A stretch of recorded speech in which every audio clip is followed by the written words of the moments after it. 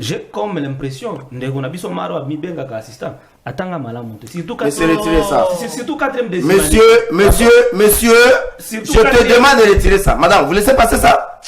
Surtout vous laissez passer ça? Madame, attendez, vous laissez passer ça? Non, ça c'est manque de respect, monsieur. Je ne laisse pas passer ça. J'ai souffert pour être ce que moi je suis. Vous ne savez pas comment on devient l'assistant d'université. Vous n'avez ni la maîtrise des rouages, ni la procédure pour être assistant d'université. Ces garçons. Non, monsieur, je vous dis, je te demande de retirer ça. Ça, c'est un manque de respect à ma personne et je n'autorise pas ça. Merci. Je n'autorise pas ça. Est-ce que moi vous pouvez... Est-ce qu'il peut être... Non, je voudrais m'expliquer. Avant de retirer, Atikana s'expliquer. Non, Atikana s'expliquer. Le respect mutuel, il faut gagner. Non, Mara, moi je connais Mara, non? Attends, Malamouté. Monsieur, je te demande de retirer ça. Laisse-moi te parler 4e des humanités. Je te demande de retirer ça. Mara, attendez, retirez. La 4e des humanités. Soyez quand même pour toi, retirez. S'il vous plaît, madame, s'il vous plaît. Il y a un menacé, de Congolais de mauvaise qualité. À toi insister sur ça. J'insiste. Tous ceux qui collaborent avec le M23 sont des Congolais inutiles. Dans le dialogue. Et ça, na figure mon abengaka antiphrase ou ironie. Où est consistaka? Koloba le contraire de ce que vous pensez. Tant moi je m'excuse tant Nathanaël Onokomba a commis tweet naïe. Na saya tweet naïe na makamba commis. Après si source. Alobaki nini? Makambo alobi wana source na ngweza accord de paix de Washington. Ici ceux qui batangi Obeminaku ezali Shadari Mutatekie. Oh. Mais oui. Ça c'est une révélation. Mais nazoe bisayo. Allez-y. Tango batangi Obeminaku ezali Shadari. Shadari akei ba interroger Shadari. Shadari atangi kombo ya Obeminaku. Vous avez qui wana? Oh mais nazoe bisayo. Madame, dernier débat ngana bisaka yo tosalaka na bisaka Shadari azo soutenir Mobondo. Tango ba service ba sai rapport na baba ina bino nini? Pas Shadari mto soutenir Mobondo. Moubalame alobinga la tanga bienté. Na concédé, c'est son droit de me traiter na tanga bienté. Ça me dérange pas. Mais ngai na yebi que na tanga bien. Son admissibilité na ngai.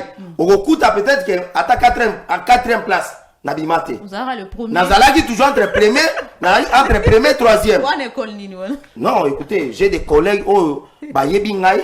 Je ne suis pas comme le Kabila qui est sorti de la forêt, il est devenu président de la République. Non. Dans un moto, j'ai un parcours. Dans ça, l'école primaire, dans ça, les humanités, dans ça, les universités. Et aujourd'hui, on a distingué 2 fois dans mes parcours universitaires. Okay. Et ça, il y a la blague. J'ai souffert. Madame, j'ai souffert. Université Nini, j'ai souffert. J'ai souffert. Madame, je vous dis, j'ai souffert pour nous assistant d'université. Ok? Et aujourd'hui, je ne permettrai à personne. Bah, dans l'école, il y a Simandako, bah, il y a se moquer dans la. Ça ne passera pas. Ceux qui sont américains, bah, obligés qui Rwanda, bah, M23, bah, se retirer, bah, l'Ongwana. Ils ne se sont pas fondés sur l'accord de paix de Washington. Ils se sont fondés sur la résolution 2773 qui a été gagnée aussi grâce il y a diplomatie agissant de docteur Denis Mukwege na bamboka ebele ya mikili ya. Non, il y a chef de l'État. Parce que Mukwege attend la. Non, il y a chef de l'État. Vous avez vu Mukwege? Monsieur, non, il y a chef de l'État. Non, il peut pas dire des choses c'est la diplomatie du chef de l'État. N'est sali que M23, ballon on a ouvert. Qu'est-ce que Mukwege a fait? Vous avez vu docteur Denis Mukwege? La tribune à l'Union européenne. Kosenga a ce que les accords ou bien les accords à commerce à minerai entre Rwanda et la RDC, ils ont annulé. Ça a été annulé. Vous avez vu, docteur Demukwege, Kosenga a ce que les sanctions et quoi il colle à Rwanda. Les sanctions ont tombé. Rwanda a commencé à causer l'asphyxier. À tel point que Kagame a senga na baronne va serrer ceinture. Parce que il faut qu'on tape sur le Rwanda pour que Rwanda ezanga makoki ya soutenir M23. Ndeko na biso akolobela Mukwege na mituni question. Est-ce que ba viole ici là na est to ezala kakaka ezali go ezali et si la siko Mukwege aza wapi est-ce Mukwege a pouvoir ni akosa biloko wana mais c'est loko yo non c'est l'État qui doit sécuriser la population et leur bien ce n'est pas docteur Denis Mukwege mais osaka ka ajouter pourquoi non parce que yo nikelo ka non c'est tango de l'État ma monsieur mais na ebisionine et loko yo Mukwege a joué la prix Nobel ezali ko réparer ba basi n'est-ce pas vrai. Bon, si quoi est bâti en haut, à réparer, bah moi je suis dessus au bazar. Mais hôpital les alliés, ça va ça là. Ah mais il faut faire ça là. Hôpital les alliés. Ah. Oh. Hôpital des aides, ça, madame. Le premier ennemi, il y a Rwandais, il y a pouvoir Kagame, c'est Dr Denis Mukwege. Le premier ennemi, ce n'est pas Bango. C'est pas le Dr Denis Mukwege met à mal. C'est là Bango. Il faut que les autres à mal plat à Rwandais. Il faut qu'on reconnaisse Rango. C'est un mécanicien. Oh, c'est un mécanicien. Il fait la politique. Na banda na politique. Ngana école primaire na la marche. Mais Mukwege a réparé ba maman. Mais ici, pardon. Ngana zongi moteur. Mais ngana zongi ba moteur. Mais Mukwege a zongi la réparer ba maman. Parce que nous ne comprenons pas, Mouté, yango zomo na sikoyi na politique, azo ebelo ka osala te. Papa comme ça na zela zongi la moteur ya deuxième papa. Hôpital o Mukwege ba ko traiter ba tozaki ya l'état. Ce qui va oui, hôpital à l'état, vous pouvez détourner yango. Hôpital pense. Un mécanicien. Hôpital pense déjà nan. Déjà l'état. Au moins c'est ça kana plateau. Au moins ça kana plateau. Ah ba idée na za koloba wana ke o Tshisekedi akozala ka successeur ya pouvoir na Emoko. Ni Kabila, ni Obeminaku, ni Shadari, mutakuremplacer ni Fayulu, ni Mukwege, mutakuremplacer Tshisekedi akozalaka te. Na ina lobaki Tshisekedi akozalaka successeur na Emoko même na 2030. Nous demandons à Nanga. Nanga doit regarder la photo de Mousset. Nanga, il faut regarder plusieurs fois la photo de Mousset. Mousset aussi a joué aussi ce rôle. Mon collègue exposé d'accord na Goma. Il y a une dame qui t'a dit Oyena ba Rwandais, pour le ba Congolais. Nous disons à Nanga, le collègue américain va y Saki Ben Laden. On va les poursuivre partout. Merci Mara. Mubalana ya azali na parti ya Denis Mukwege. Denis Mukwege pe na ngambo ya majorité nazali na zongisi selon bosenga na bino mona mboka Mara Bobola oyo bosepela kite ba imboka mingi ba sepela kite na ba propos o asila ki na ko tenir l'autre fois que dis-je ko tenir l'autre fois sur mwana mboka Nathanaël Onokomba azawana lelo ko expliquer biso le pourquoi et puis après ça biso lisusu na mozindo pourquoi alobela ke Nathanaël nanako plutôt Onokomba azali un Congolais très inutile selon ye. Tozali lisusu na Antoine Bokoto. Oya pa azali mwana mboka na kati ya parti ya mwana mboka Tingi Pululu. Botika ngana bandanano na Mara Bobola. Mbote mwana mboka. Mbote mama Lisette na pesi mbote pa na ba Congolais so. Merci d'abord pour l'invitation. Na pesi mbote na ngai pa na Mbalama na moni ça fait longtemps to kuta ina eli susu. Je voulais les remercier personnellement tant on a joué Kilikama, c'est parmi les gens qui m'ont soutenu et je pense que tout ça la débat mon républicain, le débat mon permettre un peuple ameka bon ko sur la nini ko le kalamboka. Na pesi mbote pa na o benga ye ami de tous les temps. O yanga ina éviter attendant au présenter et na lingi ko ebisa ba peuple congolais qui nangonga oyo pona biso ba Kristo to kozela boye ya mwana na nzambe ya mibale donc il y a quelque chose ko ya d'ici l'un de ces 4 matins kozala anodin c'est l'enlèvement de l'épouse yango biso to zali koloba eke to bongisa mitema la biso poto ke no okuta na mobali na libala likambo ya mibale na yawa ya mbona simba likambo ya ndeko mwana mboka oyo azali Nathanaël Onokomba na lingina yebisa peuple congolais que ba directeur généraux nommé par le président de la République et belé ba kusam sa bango malamte. Obi combien de Congolais ba konyokwama na ba entreprise nommé par qui? Par le président de la République. OK. Malheureusement baza koyeba importance ya makambo etali ordonnance présidentielle te. Na kelina lombango na niveau ya Sokimo. Déjà à Sokimo oyo azali moko ya biso ya IDPS ndeko Pistis Bolonge bazan kuna moyen ezate. Vous imaginez que même un colis oyo ezalaki destiné pour la bazan ya fête déjà ko pesa on fête c'est leki. Donc ça le voilà marié babalani déjà nuit de noces excusez-moi les termes mais ba yeko sala ngone 5 jours après. Bilo ba marié ya libala ya nini ya fête ba yeko zango na le 2 le 3 janvier suko utilité nango ezani. Babema qui déjà en assemblée nationale commission d'environnement ameka ko éclairci makamotali partenariat à Sokimo na ba partenaire aye pour makamotali ba actif minier awa tokoyoka bagent bazali koréclame makambo ya bambongo na bango ya baretraite makambo basalaire et on apprend que le DG madame Luzette amifuteli déjà 6 mois ya arriéré ntango mboka toza nango bagent bafutamaka te mwa mbongo ebimi me DG amifuteli déjà 6 mois. Voilà un peu l'injustice sur les alliés sociales. Le président de la République na 111e conseil des ministres alobi esengeli entreprise publique va promouvoir image et bonne gouvernance. On alliés à entreprise il y a portefeuille de l'État. Et puis à 5 obligation sociale à bagage à malam. Il y a un autre ça na DG Pistis Bonongue en mécanant ko bongisa mosala. Ce qu'il est en train de faire là-bas, ça n'honore ni l'image a été de secret du Wamulumba, ni alors moins image et ordonnance présidentielle. Na cité la makambo ya moi mboka onokomba. S'il vous plaît, les propos n'a tenu, ça n'engage que moi. Lorsque nous traitons Nanga des Congolais très inutiles, c'est-à-dire que tous les alliés de Nanga sont des Congolais inutiles. Mais Nathanaël a Simbi Munduki te. Non, Nathanaël a Simbi Munduki médiatique. Ça, c'est une arme médiatique. Et l'équipe même arme, les alliés au M23 Bako Buntsakuna. L'armée numérique est très puissante, madame. Azo sala jusque l'opposition moko sans Munduki Nathanaël Aza rebelle te ko traité congolais très inutile. Moi je cru qu'on allait retirer ma propos. S'il vous plaît, maman Luzette, au moni biso tozali ba souverainiste. Moi je l'ai toujours dit makambo mabele ata tata mokonzi ekolo ndenge azawana soka meki nyamu makambo mabele ngai marabobola na oyebisa ye excellence monsieur le président de la République awa obeti fou. Nathanaël a sali tweet, excusez-moi, tout monopolisé débat sérieux. Nathanaël a sali tweet.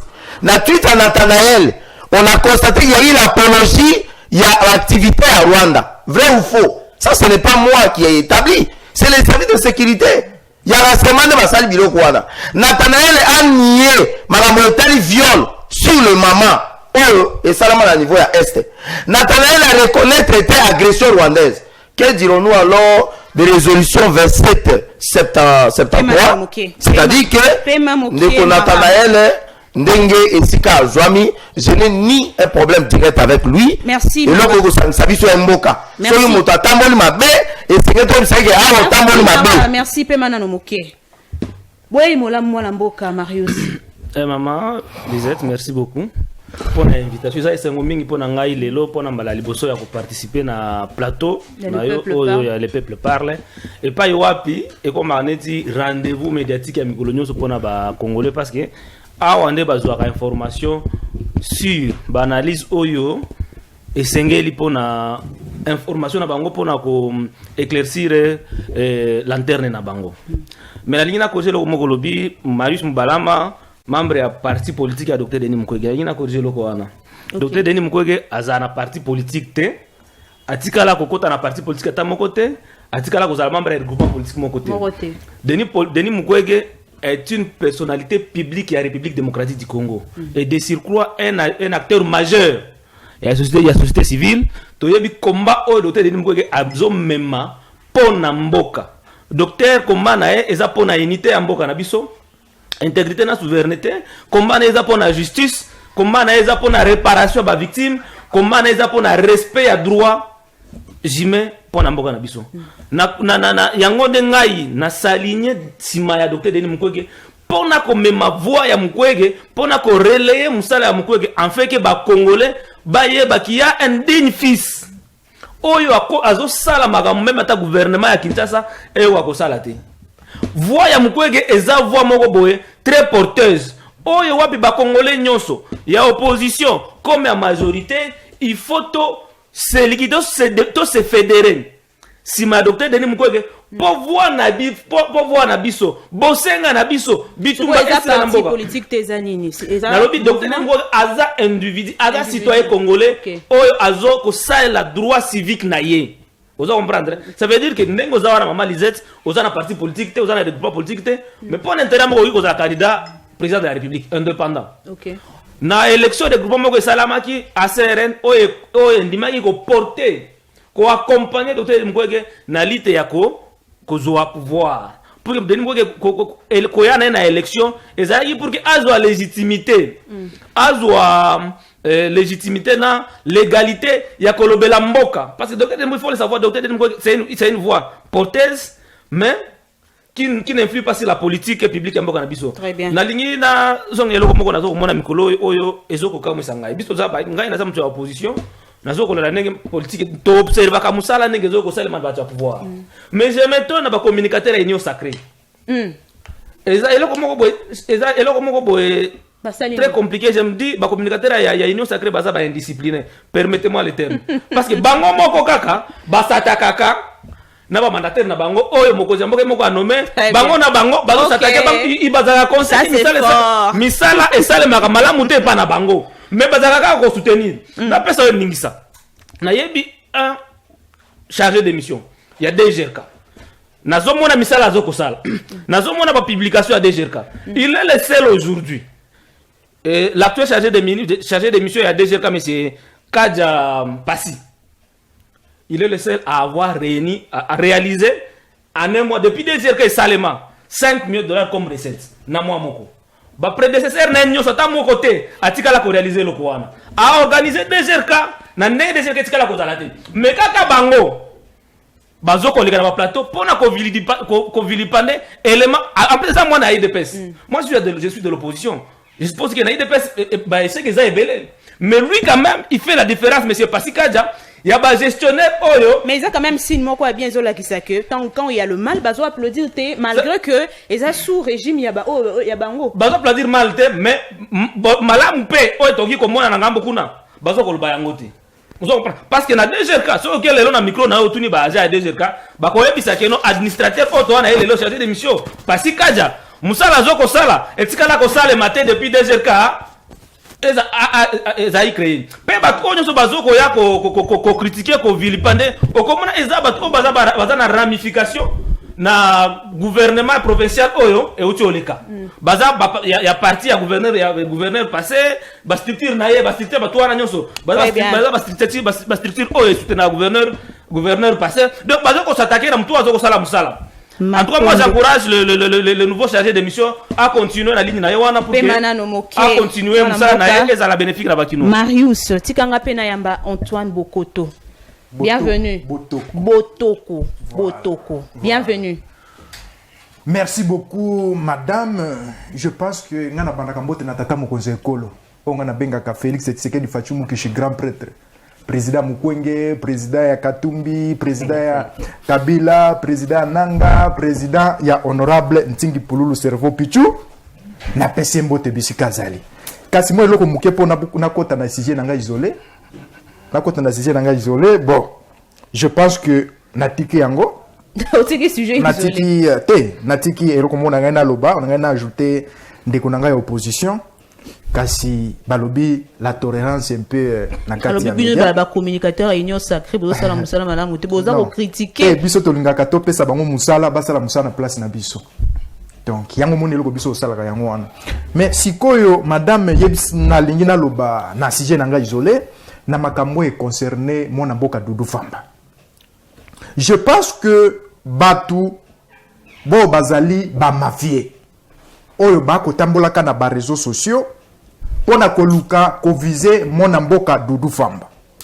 Bakei plus loin ya kolobake bazo poursuivre ba membre ya cabinet nae. Alors que dossier wana ezali dossier moko vide. Muto bazo viser ezali mona mboka Doudou Famba. Na moment obiso tozali. Oyo Doudou Famba amemi ba réforme makasi na kati ya ministère ya finance wana. Na moment obiso tozali oyo mona mboka Doudou Famba asali eloko oyo monike ba ministre belé il faut bazwa exemple ne pona koyeba ko travailler et bato oyo bazali ba mafie na ba réseaux sociaux ba ko sala que ba ya ko détruire mona mboka Doudou Famba to ali na ba tension na kati ya mboka tozali na ba problème oyo ezali belé olobika sali ba réforme na ministère ni réforme nini asali madame ba réforme ezali belé soki na bandi ko lobana yo même temps na yiko sila et c'est pour cela qu'on a profité yango na profité maman soki otali lelo na ministère wana soki otali ba réforme oyo asali pona koyeba ko matisa même budget ya l'état même yo moko kovanda olobi te mwana mboka oyo il faut longwa te mokolo Tshisekedi akolongwaka. C'est parce que uta mboka na biso ebanda soko otali même lelo na ville province ya Kinshasa quelqu'un qui avait accepté à débloquer même mbongo pona lelo to mona banzelo ko sala ma tout banzelo za bétonné pona mboka mona mboka Doudou Famba lelo na kati ya mboka na biso soda ya suka lelo akozwa soda ya suka $230 na kati ya République démocratique du Congo. C'est par rapport ya maximisation ya recette ya mona mboka Doudou Famba oyo esali ke batu baye bakosala ni baye bakozwa salaire ya malonga.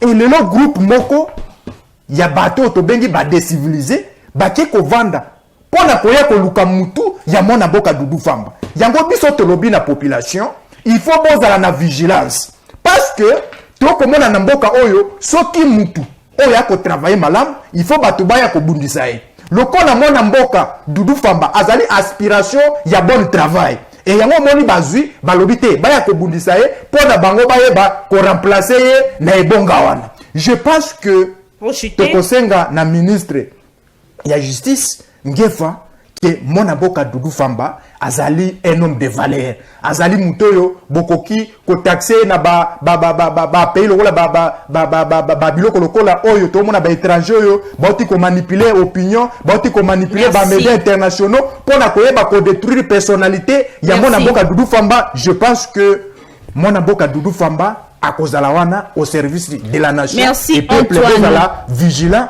pour na barrer d'intoxication au bas sabino na barrer réseaux sociaux pour détruire l'honneur à Doudou Famba. Cette émission Ezali émission Le Peuple Parle. Les émissions Mara parle T, Marius parle T, Antoine parle T, mais ça le peuple parle. Donc, tokoti que la bino peuple botuna mituna par rapport à sujet au dozo lobela tout à l'heure au sein de cette émission. Kaka Nasima. Donc après juste à 15 minutes il a fait une émission tokoti que la bino temps bo pesa pe ba point de vue na bino. Donc bo recharger déjà ba compte na bino pour que beaucoup compte en direct na biso pona ba congolais nyonso baza na diaspora bazo komelanga ba ba programme parce que bango pe baza na besoin ba intervenir en direct. Je crois que na suka na kopesa bino ba programme même ya ba chaîne partenaire na biso. Mara bobola na zongelio tozobeta likambo ba arrestation poto sukisa oya suka ezali ya obaminako njala njoko. Mara bobola ngana tuni mutuna, êtes-vous fiers quand même de soutenir ce régime parce que tozomona d'une autre manière et que régime actuel ils ont zonge la kaka ba erreur o to linga ki to sepela kite na régime ya Kabila. Matondo mingi mama pona kopesa nga lisusu maloba mbala mibale biso to ali ba souverainiste to ali ba démocrate ndenge to lobaka yango que l'état azali na moningate, l'état azali na ba complicité, l'état et ali pouvoir politique ezali organisé et ali population et ali territoire tango biso toujours bokonzi tata mokonzi ya ekolo le 24 janvier 2020 si je me trompe pas, le président de la République a lobby yango le 24 janvier 2019 alors je dis a lobby yango que nazali ko la pandai pona ko battre la peuple congolais ko battre la mabele ya Congo zamba mai na mopepe ya Congo. Tata mokonzi ekolo asalaki ndai wana ezalaki te po Kabila lokola azalaki okata suki soki ndenge nini nde asalaki po na osepelisa ete. Nous sommes fiers de ce régime. Nous sommes très fiers na lolenge Tshisekedi akokamba mboka. Je suis de ceux qui pensent que la République démocratique du Congo a trouvé désormais sa place premièrement dans les concerts des nations.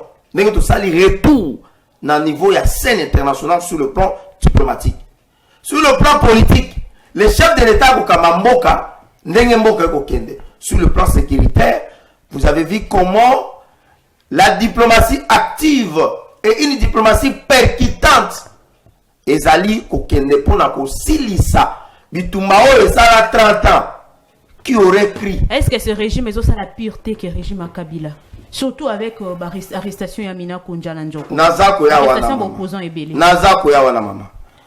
Si le régime actuel est salaki pire, et salaki pire, j'aurais cru que tolingai tokuta ba koro ya ba opposant na ba balabala. Tolingai tokuta matoi soit ya Kabila, soit na poubelle moko boye, soit nzoto ya Shadari, soit quelque part. Mais jusqu'à preuve du contraire, biloko wana esalamité. Tozongi muke na histoire. Kabila Zubokozi, nous savons comment les opposants étaient traqués. Les images sont là. Il y a d'autres qui sont même avec Kabila aujourd'hui. Franck Diongo bako sambisa ye na mai na mzoto. Bande kobele à opposition. Awa toko makambo ya arrestation. Les services de sécurité sont en train de faire le travail, maman. Nana repekisa service de sécurité samsana. Ce n'est pas Marabobola, ce n'est pas vous, ce n'est pas qui que ce soit. Bazana pour samsana bango. Les services bazali ko sala ba analyse, il y a comportement, il y a bandeko ya opposition. Quel que soit qu'il y a une loi la loi sur le statut portant protection, la loi sur le statut de l'opposition, aucun opposant a koki kozala kokangamate pour la opinion politique. On parle des opinions politiques. Mais ici, dans un contexte particulier. Monsieur Obemina, Monsieur Chadal, tous d'un parti politique où ils allaient dans l'autorité morale dans Joseph Kabila. Joseph Kabila interpellé à Bogoya, jugé, puis condamné, un fugitif. Bazali Koluka, il bâti à Mabok pour la crime contre l'humanité, pour la participation à un mouvement insurrectionnel. Condamnation est violée qui va régler à droit. Non, non, la condamnation n'a pas violé. Maman, la condamnation de Kabila est violée par règle judiciaire, ni par procédure. Ba lever ba immunité là ba bengia ya yete ba avocat ba été il a été condamné par coutumance. Il n'y a pas eu de violation. Chadai Obemina bazala kata parti politique yanani ya Kabila. Le ministère de l'Intérieur a commis le ministère de la Justice et Sengeli va dissoudre le parti politique parce que bazali na responsabilité politique et financière. Ou la autorité morale na bango sur les avancées à AFC na M23. Vous êtes d'accord avec moi que jusqu'aujourd'hui, les activités à PPRD ont été suspendues sur toute l'étendue du territoire. Maintenant, je suis à propos à Chadiana et à Mina, parce que c'est de lui qui nous a dit parce qu'il est récent. Mina Kwalobi Boy, il a fait une déclaration avec les chefs m'a dit d'être prêt. Fini les actions clandestines. Et j'assume. Mina pas dit ça ici. Maintenant, s'il vous plaît, qu'est-ce qu'on appelle les actions clandestines? Et vous avez biloko ba Mubondo, et vous avez biloko ba M23 ba ko sala, et vous avez biloko wana pour la paralyser ba institution démocratique. Et c'est là qui moment moko bazaki sur ko sala ta activité mon côté. Mais c'était suite à cela de Mina quoi, c'est là qui déclaration wana. Mais écoutez, nous ne sommes pas les responsables. Il y a gestion, il y a parti politique, il y a PPRD. Ce qui va beaucoup ça l'activité. C'est le problème. Mais c'est suite, il y a déclaration, il y a un gonde Mina quoi ça là qui déclaration. Mais ce n'est pas par rapport à Biloko wana. Madame, lorsqu'un politique a zakoloba, quand la été na munoko, ça la vitesse, il y a pensée philosophique pour la dénicher ou découvrir qu'est-ce qui se cacherait derrière ma déclaration là. Vous êtes d'accord avec moi que Chadari a salaga déclaration mon goloba que si Tshisekedi continue de cette alliée de ne pas respecter les engagements, nous allons paralyser les institutions provinciales et nationales. Chadari a fait une déclaration comme ça en 2019-2020. Les lois de Chadari Bakangi, et ça c'est arrêté, voilà. Les gens parlent non, enlèvement non. Est-ce que l'enlèvement moto, doit filmer? Enlèvement c'est quelque chose qui merci. Éviter place aux alliés. Merci maman. Et donc, Bisoto Monique, l'arrestation et l'interpellation d'un enlèvement, il y a Minaku, ezali Merci. oyo Merci. ezali responsable. Et si le PPRD continue na lolenge oyo, Matondo. et comme Poutine a remarqué l'autre fois qu'il faut poursuivre les terroristes, même dans des toilettes, pour les neutraliser. Nous allons demander au commandant suprême, nous allons demander au commandant.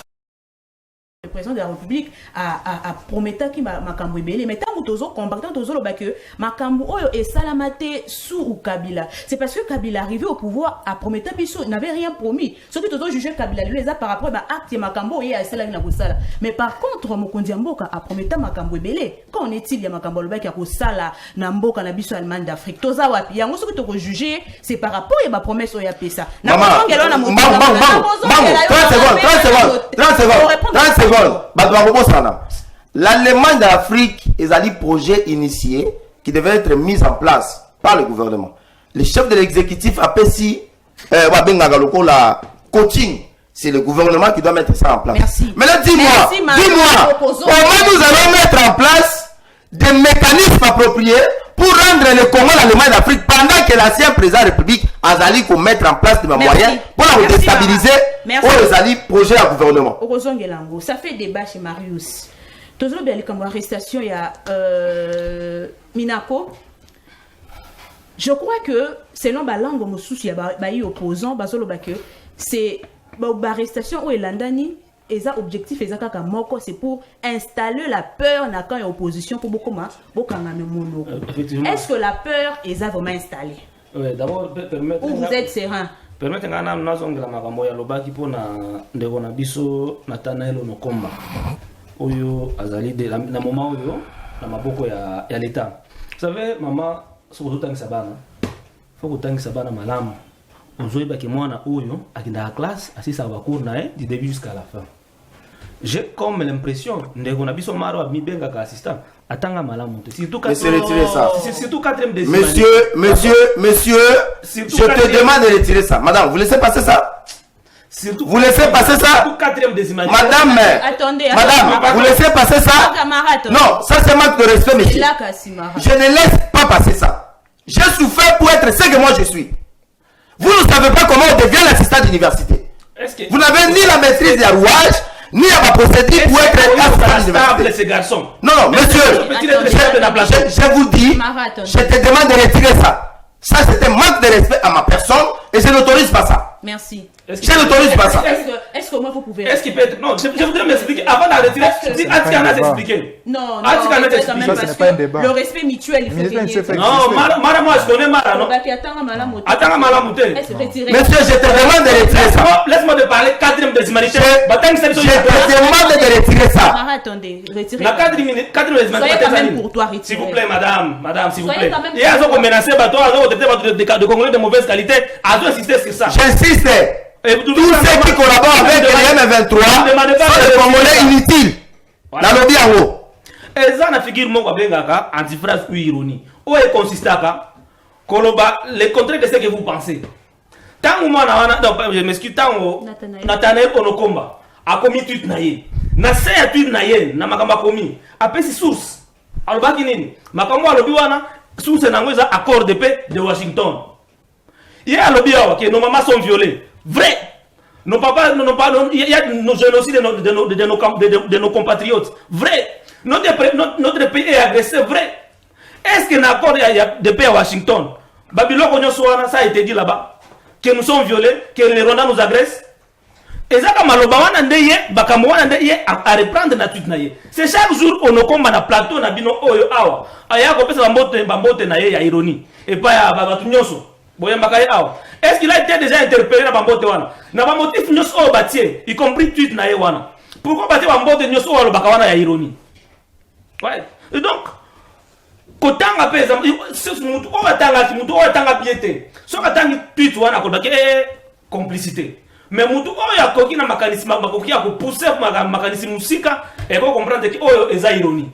L'ironie est permis, l'ironie tangisa makalanti frère tangisa makana na ba université. Mais l'État que l'État fasse son travail afin à établir la responsabilité. S'il faut les libérer, il faudra les libérer. Ok. Pour l'arrestation, il y a opposant, madame.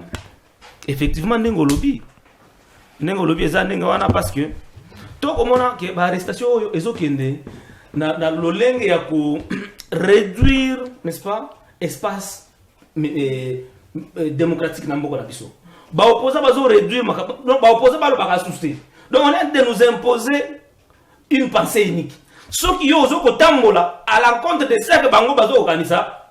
La démocratie pèse libertinage. Pèse libertinage mais nani loi o ya lobaka la loi pour organisation des opposants ils ont pris autorisation ya ko critiquer action na bango. Vous comprenez?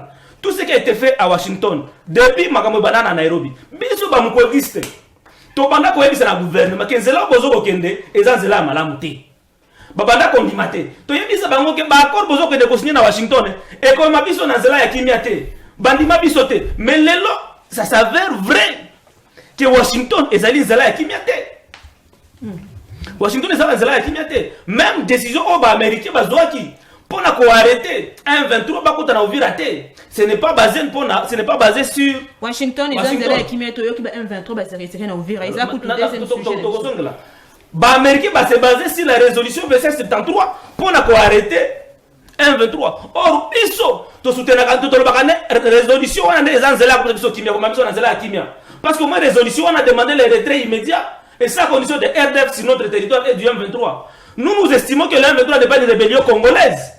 C'est une rébellion qui vient du Rwanda, une agression rwandaise. Les M23 n'est que des proxys téléguidés. Mais ceux qui le gouvernement dit que la négociation na M23, na Doha, c'est le risque de que le gouvernement dit que M23 va congolais. Alors que c'est pas ça. Ce que vous avez dit, on l'a dit donc que les Ayangote, au coin de Toumabe. Est-ce qu'on s'assure que l'état de droit prôné par le chef de l'État, nous sommes réellement un pays à état de droit? Parce que l'état de droit, il y a aussi respect à la texte. Au moins, les comportements ils ont salir crédibilité même à l'institution. Mais il y a des procédures. Ouais, il y a des procédures. Il faut qu'on amène, il faut qu'on lance une invitation par le parquet. Ceux qui m'ont été invitation à mi balai, ceux qui ont mis à mi balai, il y a mis ça tout, batiner les mandats d'amener. Mais battu soit la bazo kanga. Bazo kanga bango ndengenini, bazo koluta bango nanzela. Et tout ça, ils ont impacté négativement l'image de Mboka Nabiso na Libanda auprès des partenaires et tout. Le log Mboka Nabiso tozali ba membre ya nini ya Conseil ya Nations Unies ya droits de l'homme. Na ba pratique wana ils ont baby sa image ya Mboka. Ça veut dire que mutu nyonso selon le prescrit de l'article 25 na 26 de la Constitution, tout ça a droit à liberté à réunion, liberté à penser, liberté à manifestation. Mais les lots, c'était à l'issue à réunion, mais article 25 de la Constitution, ils ont autorisé à faire la réunion. Ah, pensez, mais ça la violation de la loi. Est-ce que, puisque tu as dit avant de chuter, tu as dit Shadari, et que dit il y a Aubin Minako après arrestation à Shadari. Vous pensez que le régime Tshisekedi, ils ont raison quand même il y a s'en prendre le lot na ba membre belé à PPRD parce que ba autorité morale na bango ezali Kabila o ya komi azana na seconde république et nullement to moni PPRD to Aubin Minako asila qui atana ko se désolidariser to PPRD ba se désolidariser to ba sali message moko contre seconde la république. Moi je ne voudrais pas insister sur Minako na Shadari parce que il n'y a pas que Bangonde Bazoko Kangama. Ce ne sont pas aussi des Congolais spéciaux, parce que des Congolais modèles. Mais on va dire ceci. Moi, la déclaration d'abord de Kabila à la base, à partir de l'Afrique du Sud, et j'avais décrié, j'avais critiqué la déclaration, parce que la déclaration, et qu'il y en a qui n'a pas à commettre la mal interpréter la souveraineté en Bokanabiso. Moi, là où j'insiste, c'est sur l'intégrité de la souveraineté. Kabila Azam Toumala Mouté pour la Congo. Ça, il faut que les gens le sachent. Ça, c'est faux. Kabila Azam Toumala Mouté pour la Congo. Parce que si Kabila a le pouvoir, exactement que Kabila a le pouvoir. Et ça parce que Biso peuple, il dépasse les Congolais, Moussou Babouna pour Kabila à Kende. Mais les grands regrets, madame, c'est à quel niveau? Échec Nabango, et donc ça, la population a comme un nostalgie vis-à-vis de Kabila. Oui. Ce qui bango, batako saki mboka na sengeli. Mais le biso ni so le tobosa na Kabila. Ya libela. Vous comprenez? Normalement, si le PPD était un parti autonome, à partir de discours de Kabila, parce que Kabila le bani que non, allégation ya M23 est légitime. Le discours na conseil na nani, il s'appelle qui? Oh, qui est en cavale, qui a bin Karou, je crois. Alors, va payer nos Makalis na bangozo qui les a mon M23. Le plus gros erreur aussi à Kabila, c'était de se retrouver dans la zone Oyo, droit international, et ça violé. Pardon, et ça violé. Dans la zone à Goma, tout Congolais, nous sommes basés à Congolais. Mais Kabila a un statut particulier. Oh, il faut observer le droit international. Goma, Bukavu, le droit international, il ne devrait pas se sentir là-bas. Ça veut dire que normalement, le PPT devrait se désolidariser pour l'intérêt à Moka, dans le propos de Kabila ou dans l'ajustement de Kabila. Cela pouvait faciliter ce que les soupçons ne puissent pas planer sur le PPD sur les autorités du PPRD. Parce qu'aujourd'hui, tout Congolais, ça c'est ma conviction, qui s'associe dans l'idée à M23, qui acclame l'idée à M23, c'est un Congolais qui ne mérite pas, qui n'est pas digne de ce nom-là. Parce que la guerre dont nous sommes victimes aujourd'hui, au-delà du pillage à minerais, ils appellent guerre, il y a assujettissement. Kagame Azobunda po aïe babiso mabele na biso. Or, il faut Congolais nyonso, c'est non négociable. Atelemela eloko wana. Et donc, moi, je finis par là. Je finis par là. La solution au problème du Congo aujourd'hui, ils ont une union sacrée. Ils ont battu à sauver l'opposition, opposition. Il nous faut une troisième voie. Un nouveau va qui va nous permettre à ces Congolais à la fière à aspirer à Congo nouveau. Et je pense que les leadership là, je les trouve dans les. Merci. Antoine Bokoto. Ah, n'attendez bien. Botoko. Bon, t'as oublié ça. Botoko. Olandi, makamuno sauti kosola. Ah, o Mara Lubi, na o Marius sauti koluba. Ah, wa. Point de vue néo na Likambo Etali. Parce que tous les gens qui démocratie dans la République démocratique du Congo est en recul suite à l'arrestation au Union Bolimi Koyoka régime d'ailleurs. Quand je dis Bolimi, ça dit besoin soutenir le régime, voie contraire T. Il y a comme la arrestation à opposant moi et Belé pour la Koubandi Sabango. Merci beaucoup, Madame Nakomeka un peu reprocher de Konangai Mouké. Vous savez, tant que tu as un plateau à la télévision, tu as capote ya komi pesana ba idena makanisi. Parce que eloko moko balobaka ke mutu azali na monopole ya science azali te. Totikala na ba mutualité obiso to ali na yango ke to banda ko s'attaquer personnellement parce que dans ces pays tozalaka na posa ya bato batanga mingi te parce que to ali na bango.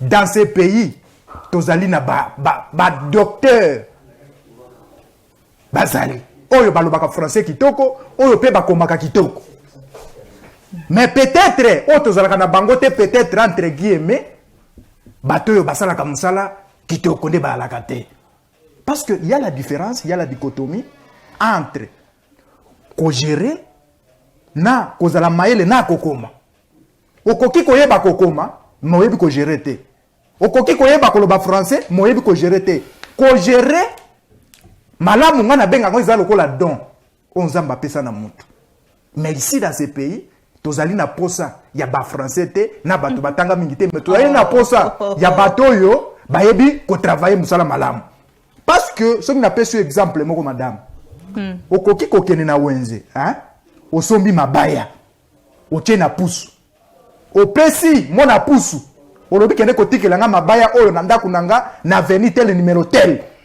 yo tikali na yo mona pusu akei titi a déposer le mabaya na lupangu na yo pe na kati ya ndaku na yo oye okuti mabaya evandi ofuti pe mbongo na ye asa kendaki na ki ozui un licencié ou un docteur que zoa $100,000 oyo pardon na ochité soki ozui $100,000 opesi un docteur obi tongela biso nzela oyo docteur na ayibi nzela wana ayibi mbongo wana entre mona mabaya na docteur oyo ayibi mbongo wapi mutu aza mayele olingo loba nini par là nalingi naloba ke na mboka oyo tozali na posa ya bato balobaka bafrançais to na posa ya bato basalaka mosala malamu ndenge auti koloba na ndeko na biso marake atanga bien te non ça ce n'est pas un débat ça c'est un débat terre à terre il faut tozwaka na débat oyo biso to ko pesi ba idée na yo ya pesi ba idée na ye et se conformer na ndenge wana merci pour la leçon donc na ndenge wana mais ici madame na ba pays nyonso parce que na ngana répondre na moni makambo ya lobi nyonso eza vaguement na ba pays nyonso o ezali na a guerre batalaka ba attitude na bango lolenge nini bato bakotambola mais ici na République démocratique du Congo na pays otoali na guerre mais tala attitude ya bato tala bango na média parce que kolobela makambo na combattre tozolinga pena kolobela yango te c'est parce que tokozindisa mona na libela oui ako risquer même babomae parce que ça lui est trahison mais nazo yebisa yo na États-Unis soki bamoni muto ozo coopérer na Osama Ben Laden okei ozongi webe kozakaka na ozandenge nini okozala tuer ba assassiner même Olingolo bani Nathanaël azo na lobi nazo linga koloba na yango te parce que azali jeune azo luka nazo linga bana okoti yene muto linga koti sae mais biso tozo épargner tozo senga même ba service ke batika e mais hier lokola bozo continuer na opposition biso to ko étaler nyonso et kozala très dangereux na ba jeune ba cop na bino ba opposition bosala na mukwenge na bino oya mona ba mitakala ba mama nyonso ouais vous voulez que ça non ça c'est impoli ça sur le plateau ça c'est impoli dans un pays vous ne pouvez pas laisser des parce que nous sommes parce que nous sommes très dangereux vous parlez de ça parce que vous n'avez pas l'expérience de violence sexuelle monsieur expérience de violence sexuelle la famille nayo tu tiendras plus jamais de la race ça il faut interdire ça ces mamans-là souffrent ils payent la lourde tribut il y a violence dans la maison t'es moqué de ces mamans-là il faut combattre il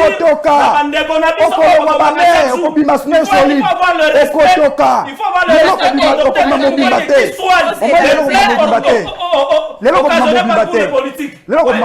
il faut pas venir ici pour vous moquer de mamans qui sont le chat de bataille. On se moque pas de maman, mais on se moque de Mokouini. Parce que nous sommes dans un pays.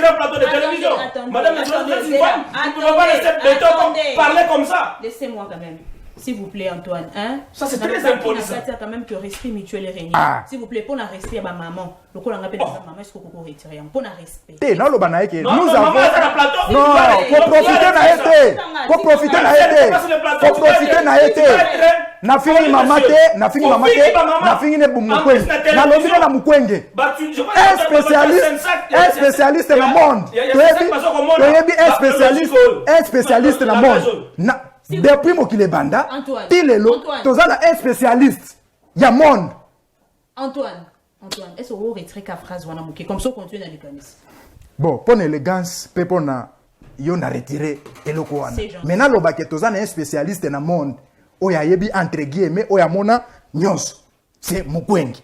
Donc, tokoki kozala na bato ya ndenge on a teka zu prix Nobel ndenge moko na nani onani muzeki ndingu. Keboye ko présenter biso Mukwenge non ezali malamu te ici soki bakangi Obin Minaku ezali Shadari Mutatekie mais oui ça c'est une révélation mais nazo yebisa yo tango bakangi Obin Minaku ezali Shadari akei ba interroger Shadari atangi kombo ya Obin Minaku Ozalaki wana? Mais nazo yebisa yo madame dernier débat ngana yebisaka yo to sala kana yebisaka Shadari azo soutenir Mobondo tango ba service ba sa rapport na baba ina bino nini pas Shadari mto soutenir Mobondo mais ici place Shadari azali atangi na complicité na bango atangi alobi Obin Minaku azali na kati ndenge maîtrisable atanga ki Shadari ndenge pe Shadari atangi Obin Minaku sikoyo maintenant Obin Minaku akei correspondre na ba acte nae ozalaki kuna menga nazo pesa yo ba effet madame likambo ya kozala kuna réalité Congolais nyoso azali na droit Congolais nyoso azali na droit ya information pas cause na service pas ngamo na bato moko boye o baza décivilisé soko lobi boye aza na service non biso nyoso to na droit à information les alliés constitutionnels pas seulement que pour la montage d'information il fasse la montage service non na lobby boy tango ba lobby que congolais nyoso azali na droit à information c'est-à-dire que yo nengo za journaliste ko kei ko sala banquette na ko mener banquette na yo na arrestation Obin Minaku muta copine lo ya ko zala te parce que zali constitutionnel. Donc dans ce sens-là, ce qui est Obin Minaku azali arrêté, c'est parce que Obin Minaku a été cité par Emmanuel Ramazan Shadari. Et maintenant, il va interpeller pour pas qu'il ne peut pas il ne faut pas toi amener distraction na makambo etali souveraineté ya mboka. Souveraineté ya mboka ba blaga kanango te ndenge batu ya pe perde baza na posa ba blagi na yango. Bon, comme ils ont cité pour Ramazan Yatangi Minako selon yo, Atangi parce que ça ligne. Parce que bazali en collaboration pour na koyeba ko déstabiliser mboka. Pe pour na ko kabola mboka. Bazali en collaboration avec Kabila et Kabila pour ça na ezali a préparé au Beminaku a comme président de la République. Nazoe bisayo. Va préparer au Beminaku a comme président de la République. Et yango moni Chadera te kotanga e. Mais ceux qui pas comme président de la République et qui s'est présenté comme candidat à l'élection, pas qu'on se préparer comme candidat, pas qu'on se préparer comme candidat. Madame, mboko zomona yango boye. Tozana mba forme belé o Kabila zo préparé. Yango na lobaka na bino. Tant que Kabila zaka kanvi. Mboke ko tikala jamais kozala kimia. Oh. Mais nazo ebisayo. Tango non, mais bazoki malobe belé. Bazoki malobe belé. Te na lobina ne belete. Na lobina ne belete. Na lobina ne belete. Et yango omoni biso to lobi boy. Même pour na ko sécuriser mboka, atoza na kati ya avion.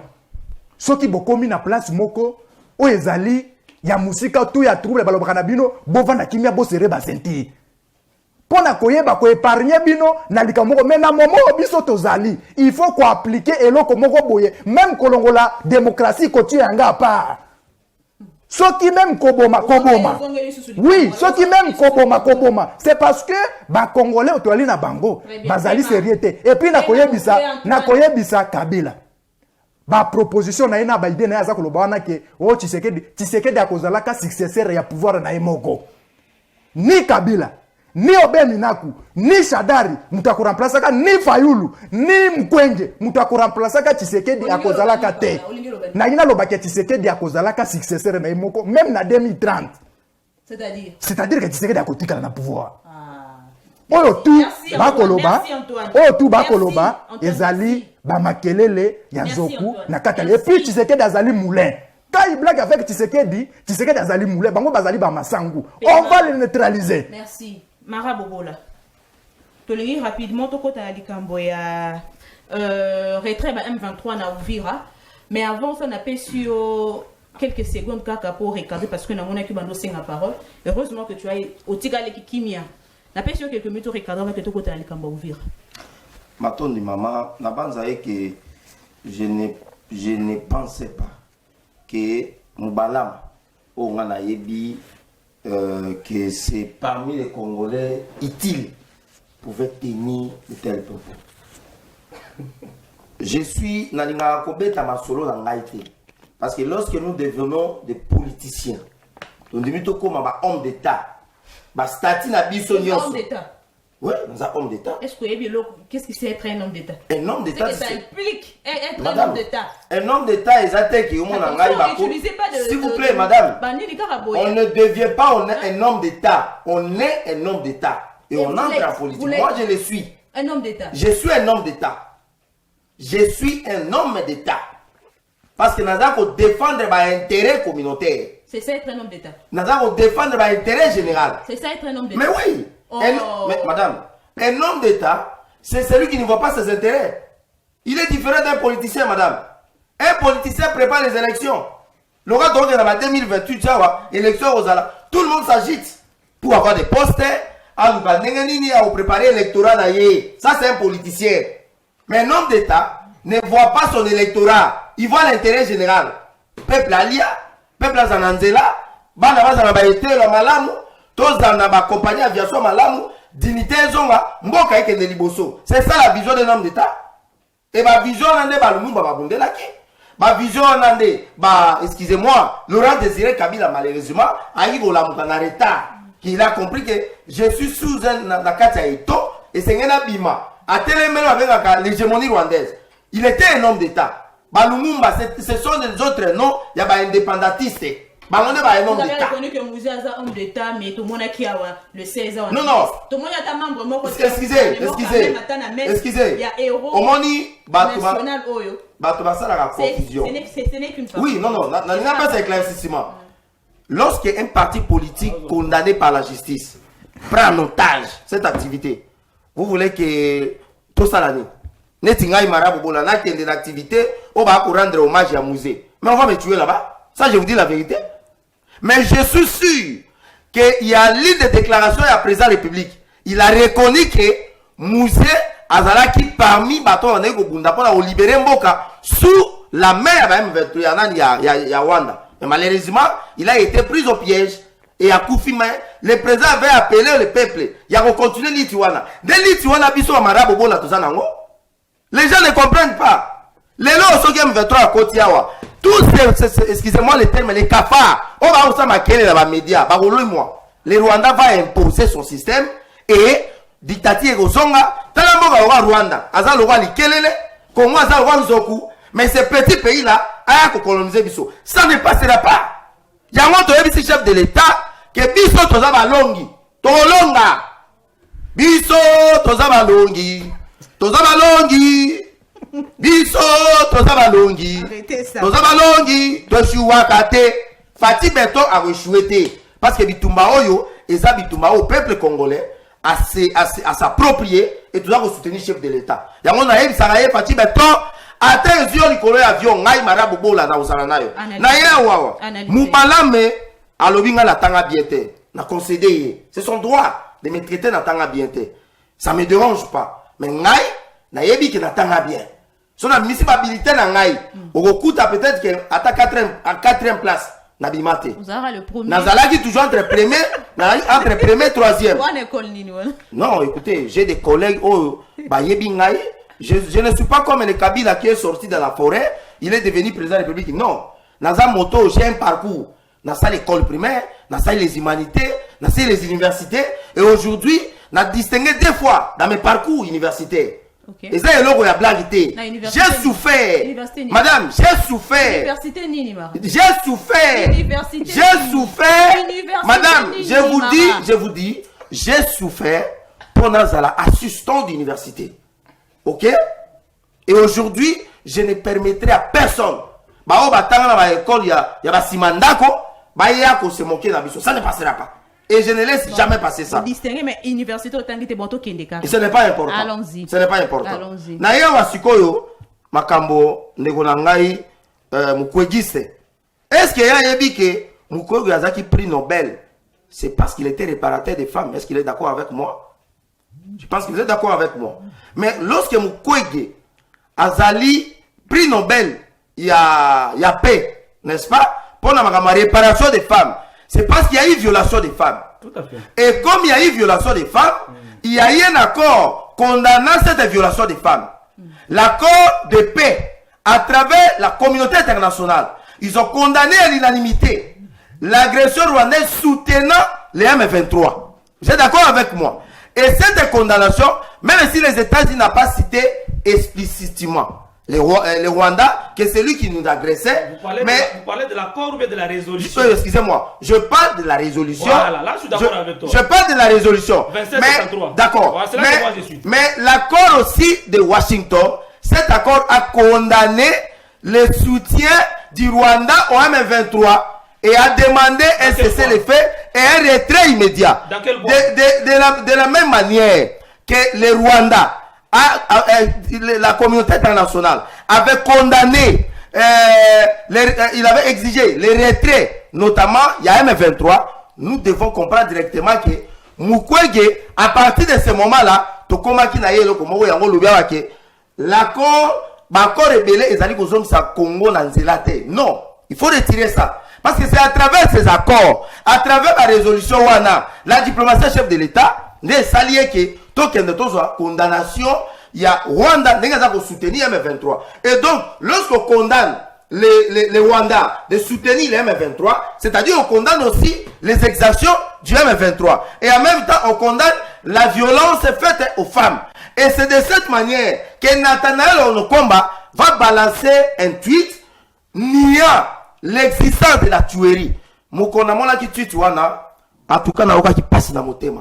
Avec beaucoup de respect, beaucoup de considération dans la négociation Nathanaël. Je ne veux pas crier qui a causé la bloc à bon. Même si on avait signé un accord de paix, excusez, même si on avait signé un accord de paix et que l'accord n'avait pas condamné explicitement les Rwandais, est-ce que c'était important? Nathanaël a balancé tout nia, je dis bien, nia l'existence, il y a violence, il y a tuerie, il y a M23. Non, ça c'est ce qu'on appelle, c'est pas moi, et ça liboma, et ça qui folie, et ça bolema, et ça. Merci Marato. Alors, il y a M23. Nanina si ça m'a service comme ça, alors les services n'aident pas la justice de faire son travail. Non, partout.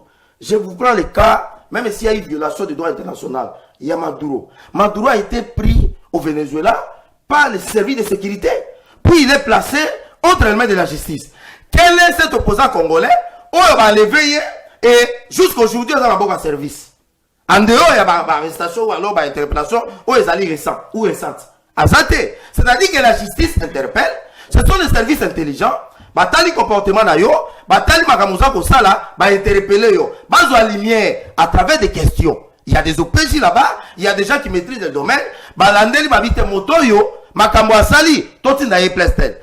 Kamizelo, pour la politesse, excusez-moi, batindi na makala.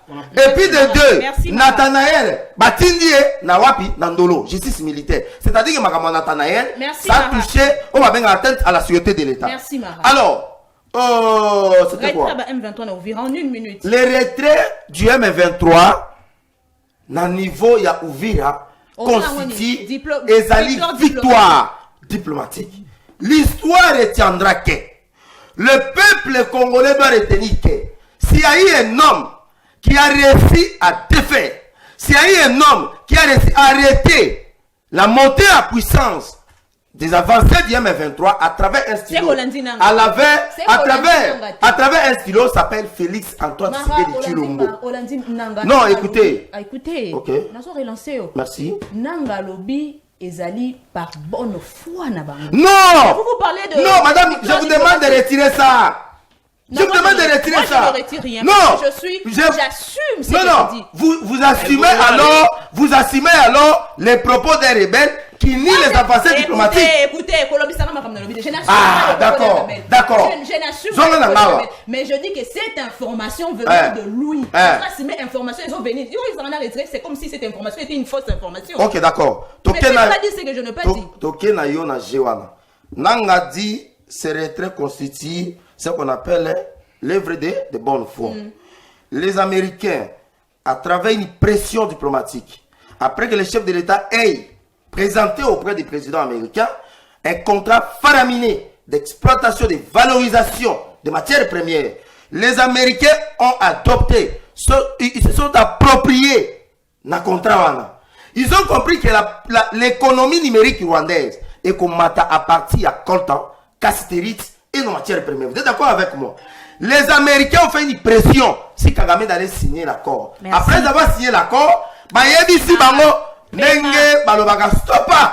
stop pas, à part Uvira, ça c'est une victoire. Il faut reconnaître ça. C'est-à-dire qu'à partir il y a Uvira. Et Nanga pas de bonne foi. Je vais citer 30 secondes. 30 secondes. Nanga, tant que la bonne foi. Aujourd'hui, je vous dis, Kagame réclame les terres, malheureusement, il y a au Rwanda, dans le Congo. Nanga, on a déjà président de la République. Que après Ouvira, ça sera Kalemi et puis Kenge, il viendra ici comme musée. Nanga a échoué. C'est un rêve. Oyo Ezali volatilisé. Nous demandons à Nanga. Nanga doit regarder la photo de Moussé. Nanga, il faut regarder plusieurs fois la photo de Moussé. Moussé aussi a joué aussi ce rôle. Mon collègue exposé ma corps na Goma. Il y a une dame qui t'a dit, Oyena ba Rwandais, pour le Congolais. Nous disons à Nanga, le collègue américain va y ça qui bat la den. On va les poursuivre partout. Merci Mara. Sur le lobby Kata quand même au Kati parce que tu n'es pas le seul sur le plateau. Il faut tout soit appel là. Tout comme il a sur 2 minutes. lobela likambo ya retrait à M23 na obiro Rolandi Mara pour naïa lobi kezali victoire diplomatique, mais est-ce que donc on a un repli stratégique au M23 sali juste pour permettre que bata la paix bonne foi il y a gouvernement congolais. Madame peut s'engager 2 minutes à mouké mais na okene bango pour que na lobela attends 10 minutes ma pesa yo el bosso Mara il est très sensible à la qualité d'un assistant, mais tel qu'il est là il devrait être assistant, il devrait être professeur d'université. Faut pas qu'on a faire assistant à 16 ans carrière. Vous êtes déjà professeur d'université, ce qui est solo, ce que vous avez toujours dit. Ok, pendant ma cambo Italie, accord na résolution 2773. Biso ba mkwegiste. Position na biso pona ko sili sa makambo nyonso ezali. Nous nous tenons sur la résolution 2773 où ebana ko senga retrait immédiat et sa condition ya RDF na 123 na territoire congolais. Balobaki na ovira résolution na elobaki balonga na ovira te. Balobaki balongwa na territoire congolais. Bongo ouvire za wapi? C'est là, ça veut dire quand je parle du territoire congolais, il faut balongwa Goma. Et il faut dire l'ensemble. C'est ça la résolution. C'est ça l'esprit. Pardon. C'est ça l'esprit à résolution 2773. Balongwa na Goma, balongwa na Bukavu, balongwa na Uvira, balongwa na village nyonso. On est d'accord que tout le monde a avancé. Ouais. Mais quand on balongwa parce que quand on parle d'Uvira madame, il faut que Uvira c'est tout un territoire. Où ils ont la Katogota, ils ont la Lemera, ils ont la territoire rebelle. Vous voyez? Le territoire nyoswana, il fallait des balongwa mobimba. On a pas de distraction. Et puis, si on Congolais, il ne faudrait pas que tu mettes à ma boko. Non, monsieur. Il fallait exiger. Ça c'est la mauvaise foi. Non. Il fallait exiger. Il reconnaîtrait au moins que, grâce à la diplomatie, les M23 se sont retirés dans Uvira. Non, non, il faut reconnaître la diplomatie. Ceux qui sont américains, obligés qui Rwanda M23 se retirer balongwana. Ils ne se sont pas fondés sur l'accord de paix de Washington. Ils se sont fondés sur la résolution 2773 qui a été gagnée aussi grâce à la diplomatie agissant de Dr. Denis Mukwege. Et non, il y a chef de l'État. Parce que Mukwege attend moi là. Non, il y a chef de l'État. Vous avez vu Mukwege? Monsieur, non, il y a chef de l'État. Non, il ne peut pas dire des choses en côté. C'est la diplomatie du chef de l'État. N'est sali que M23, ballon a ouvert. Qu'est-ce que Mukwege a fait? Vous avez vu Dr. Denis Mukwege? La tribune à l'Union européenne. Kosenga a ce que les accords ou bien les accords à commerce à minerai entre Rwanda et la RDC, ils ont annulé. Ça a été annulé. Vous avez vu Dr. Denis Mukwege? Kosenga a ce que les sanctions et quoi il colle à Rwanda. Les sanctions ont tombé. Rwanda a commencé à causer la asphyxier. À tel point que Kagame a senga na baronne va serrer ceinture. Parce que il faut qu'on tape sur le Rwanda pour que le Rwanda ait un makoki y a qu'à soutenir M23. Parce que l'M23 n'existe pas sans le sujet du Rwanda. Vous avez pris les leaks.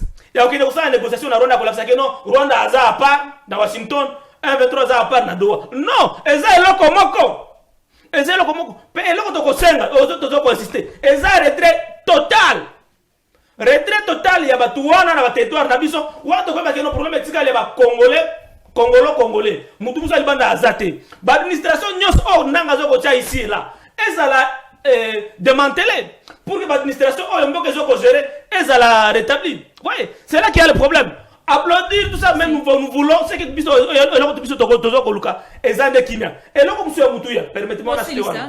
Et là monsieur Moutouya il faut toyer banamboka na biso. On peut tout faire, on peut mener la diplomatie. Mais diplomatie, le pouvoir il faut mener. Et ça, c'est que justice traditionnelle est établie dans le pays. Le tribunal pénal international. Pour que les crimes qu'on a connus dans les pays, ils soient condamnés. Ça veut dire qu'il faut justice militaire. Justice dans l'ensemble. Ils soient réformés. Ils soient à la hauteur. Il y a corrigé les crimes de guerre, crimes de génocide, crimes contre l'humanité. Parce qu'aujourd'hui, il y a des juristes, il y a que non. La juridiction n'a pas compétente, il y a qu'à juger bateau baboma, il y a qu'à juger bateau viola, donc tout ce qui ont fait des crimes contre l'humanité, crimes de guerre et crimes de génocide. Il faut tout faire la réforme, on est pour faire ça impulsion. La communauté internationale la sakino na Congo, comme une volonté à kobundisa banguna nyonso wana, biso prépare na biso yango oyo. Mais Sikoyo Kabila a été jugé comment par la justice militaire tout en étant participant à l'insurrection nationale. C'est pas des crimes de génocide.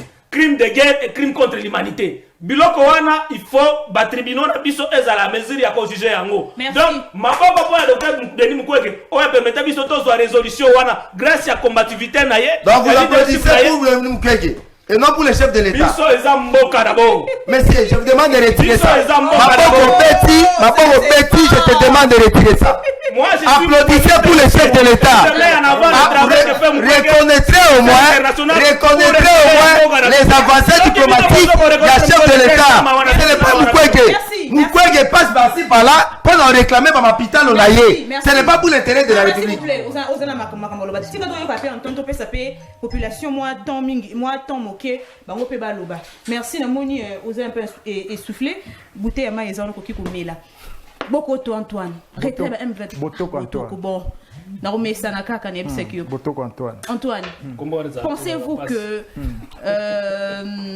retrait M23 na ouvrir kaka ndemara le bieza une victoire diplomatique to ezali repli stratégique. Merci beaucoup madame. Je pense que ndekonabiso akolobela Mukwege na mituni question est-ce que ba viol ici là na est to ezala kaka ezali go ezali et si la siko Mukwege aza wapi est-ce Mukwege a pouvoir ni akosa biloko wana mais c'est loko yo non c'est l'État qui doit sécuriser la population et leur bien ce n'est pas docteur Denis Mukwege mais osaka ajouter pourquoi non parce que yoni kilo bakeno c'est tango l'État ma monsieur mais na ebisionine et loko yo Mukwege a joué la prix Nobel ezali ko réparer ba basi n'est-ce pas vrai. Bon, si quoi est bâti en haut, à réparer, bah moi je suis dessus au bazar. Mais hôpital les alliés, ça va ça là. Ah mais moi il va ça là. Hôpital les alliés. Ah. Oh. Hôpital les alliés, ça ça madame. Le premier ennemi il y a Rwandais, il y a pouvoir la Kagame. C'est docteur Denis Mukwege. Le premier ennemi, ce n'est pas Bango. C'est pas que Denis Mukwege met à mal. C'est là Bango. Il faut que les autres à mal plat à Rwandais. Il faut qu'on reconnaisse Rango. OK. Donc Mokili Mombe faut pas que Mukwege a repéré la canal sous basité. Mais ici madame na départ il y a M23 na Uvira bato il faut ba retenir les somoko. Omoni ba connaît nanga ba kabila bazalo ko ba préservatif. Il y a Paul Kagame. Vous allez comprendre. Ce que Paul Kagame utilisé en Aboki et Sili. Si quoi yango moni. Paul Kagame a ebisi bango bo quitter Uvira. Non moni ba quitter. Ba quitter Uvira. Na ebisi yo mutu asignaki accord. Mutu asignaki accord na Washington. Mutu asignaki accord na Washington ezali Paul Kagame. Si quoi lokola bananga bazali ba préservatif na ebisi bo quitter. Ba quitter. Et vous entendez à quoi? Comprenez par là que le M23 Nangaza Lokola Laura Désiré Kabila.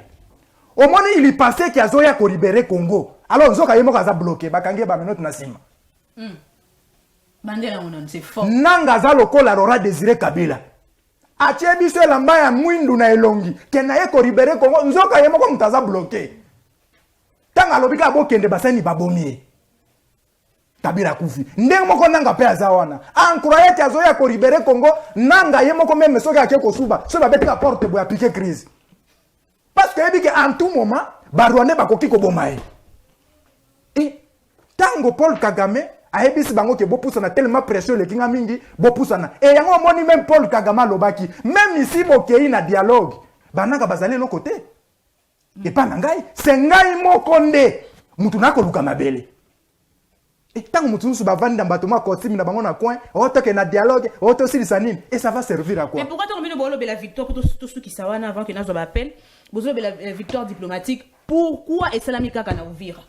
Dip naibisio madame. Même Moïse pour akabole bala zenga kana nzambe. OK ko ya teka mbala moko non, ezali bateau magique té. Ndenge ba libérer Uvira. Ndenge ba ko libérer Bukavu. Ndenge ba ko libérer Goma. Bon, mon secrétaire d'État américain, tant qu'on va libérer Uvira, à féliciter, à lobby, ce n'est que le début. Donc, à quoi on tata mo konzi ake osala, on a benga ka Fatimou qui est grand prêtre. Je pense que Babylon on a tout au kobo sana yango ya libela, ezali procédural. Moi c'est éthiquement, reste yananga, ezali ka lilingi ya pamba. Merci Antoine, to komi vraiment na suka émission mena yo ka peuple na lobaki yango o ezali émission le peuple parle. Ce n'est pas Antoine parle, ce n'est pas Mara parle, ce n'est pas Marius parle, mais c'est le peuple parle. Tout la population a fongoli l'appel. Ou à Rokota Moutali Bosso dans ceux qui ont sali retard, en tout cas au Rosoabi sauté. Allô, bonjour. Oui, bonjour madame. Bonjour mon Mboka. Obengi biso api kombo nani likanisi na par rapport à émission. Na bengi bino depuis pompage na monga kula madame. Tozo yokayo. Oui, oyo ezali émission ya peuple.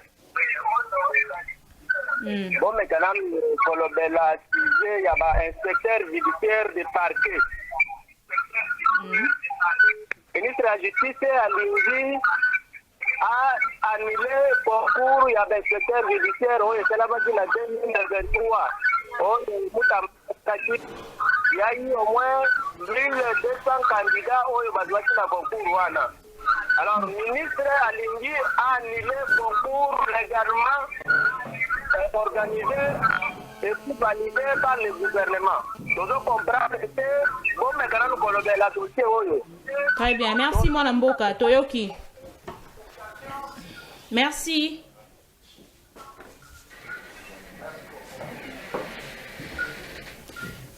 Tozo appelle Moussousou. La bape des okota moins belé. Ouais, azokota siko tozuye parce que to komi na souka vraiment émission. Allô, bonjour. Bonjour. Bonjour, bonjour maman. Kombo na bengi biso api likanisi na yo. Bengi bino na Ngaliema. Depuis Ngaliema, tozo yokayo. Depuis Ngaliema eza situation sécuritaire, eza mabe makasi.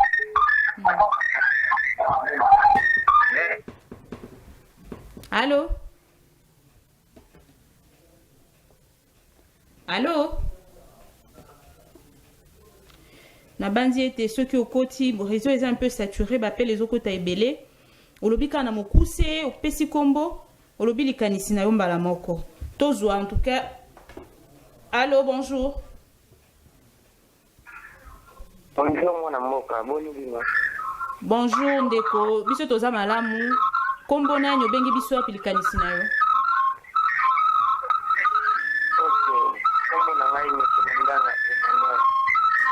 Usana un peu musique ya télévision na yo.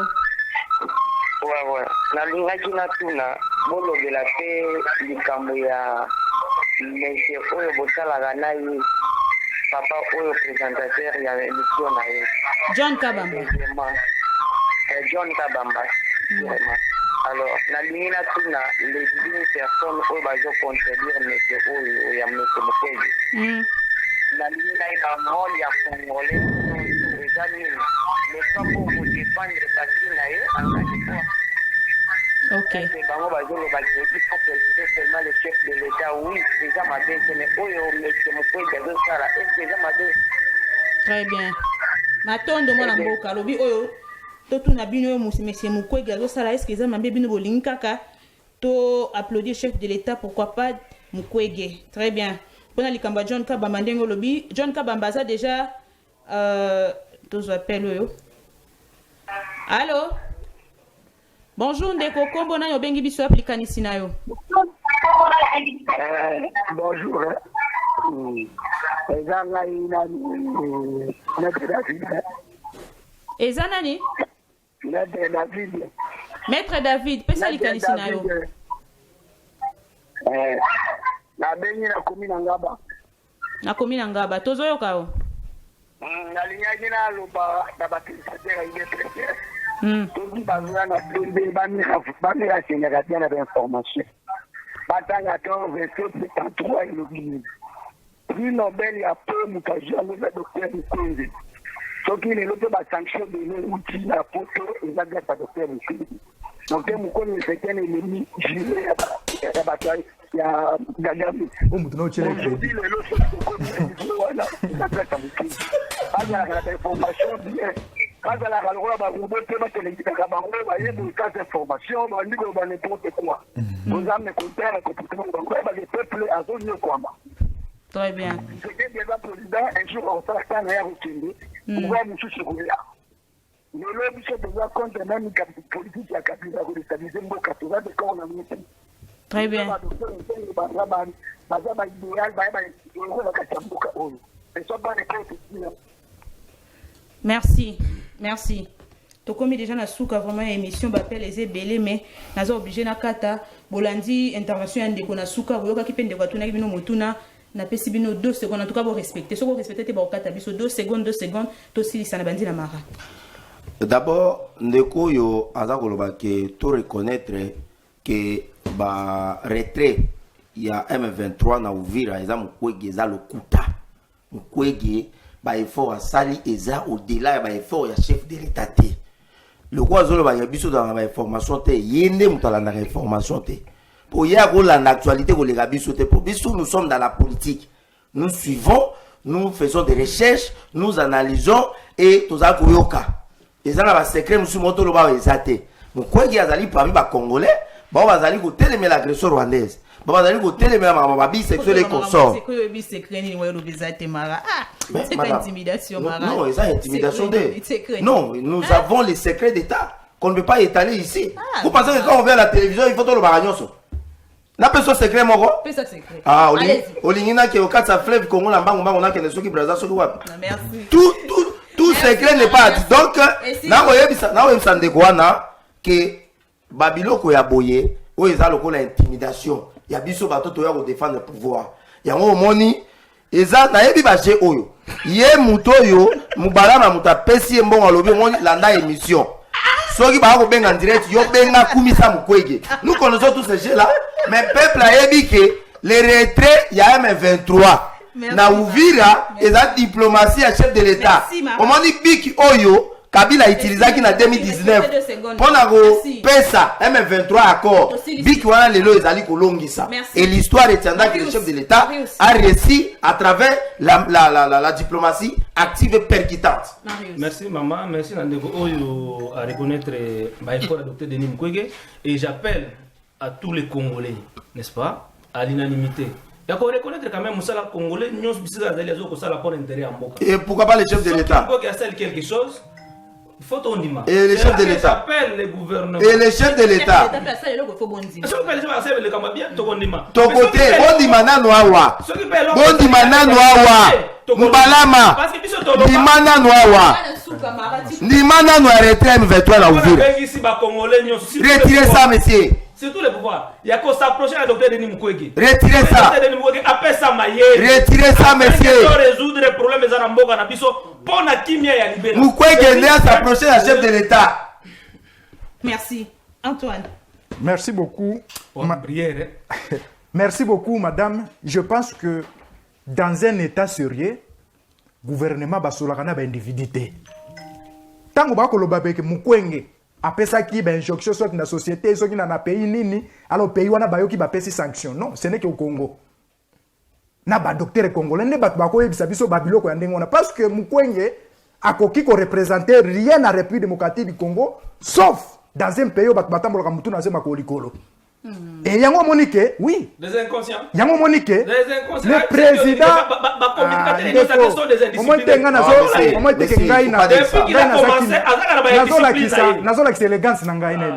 Tu n'es pas élégant. Mais ici, Mukwege, il faut zonga na domaine naie. Oto yebelaye. Voilà le problème na Congo. Mutamane kote kanguba comme politicien. Mutamane ko traiter ba mama. Abane ko mama. Ici, nazo yebisa. Mukwege toyebaki ye areparaka ba mama akomi na politique. Et voilà. Yo abakoma osala ni. Vina mobimba. Oya za mécanicien. Il fait la politique mobimba na banda na politique. Ngana école primaire na osala marche. Mais Mukwege azo réparer ba mama. Yo za mécanicien. Osala politique na ndenge nini? Pardon, ngana zongi moteur. Mais ngana zongi ba moteur. Mais Mukwege azongi la ko réparer ba mama. Parce que nous ne comprenons pas, Mouté yango zomo na sikoyi na politique, azo ebeloko ya osala te. Papa comme ça na zela zongi la moteur ya des papa. Hôpital Mukwege bana ko traiter bato zaki ya l'état. soki oui hôpital ya l'état mokonzi a détourné yango hôpital Mpanzi un mécanicien hôpital Mpanzi eza nani eza l'état omoni sika ozoseka na plateau omoni ozoseka na plateau oza comprendre donc Mukwege il faut atika makambo oyo aza kosala Mukwege tokondima ye te lorsque azali na trophée moko na muzeki ndingu nde tokotikala kondima ye te Trump azokokunda prix Nobel de la paix azozwa yango te. Mais nous avons pris Nobel de la paix dans notre pays. Nous devons du respect pour Dr Denis Mukwege. Peut-être prix Nobel soki. Kati émission. Au revoir. Bino boza ba jaloux. Opération Toboy distraction.